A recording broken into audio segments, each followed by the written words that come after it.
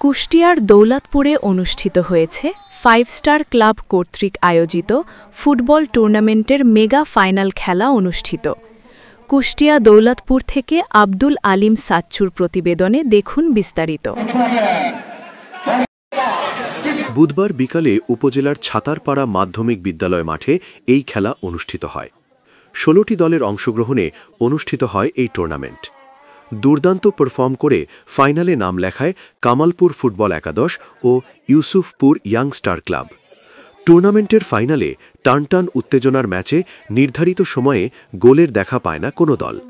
খেলা গড়ায় টাই ব্রেকারে কামালপুর ফুটবল একাদশকে হারিয়ে জয়ী হন ইউসুফপুর ইয়াং স্টার ক্লাব। জান্নাত এন্টারপ্রাইজ পক্ষ থেকে বিজয়ীদের প্রাইজ মানি দেওয়া হয়।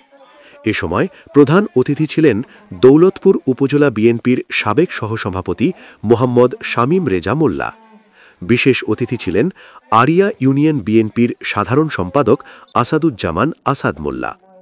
আরিয়া ইউনিয়ন বিএনপির সভাপতি আবুল কালাম রাহাত মোল্লার সভাপতিত্বে ইউনিয়ন বিএনপির যুগ্ম সাধারণ সম্পাদক আব্দুল খালেক, বীর মুক্তিযোদ্ধা নজরুল ইসলাম, উপজেলা স্বেচ্ছাসেবক দলের সাবেক যুগ্ম আহ্বায়ক রাশেদ আহমেদ লালুসহ বিএনপির বিভিন্ন পর্যায়ের নেতাকর্মী ও হাজার হাজার দর্শক উপস্থিত ছিলেন।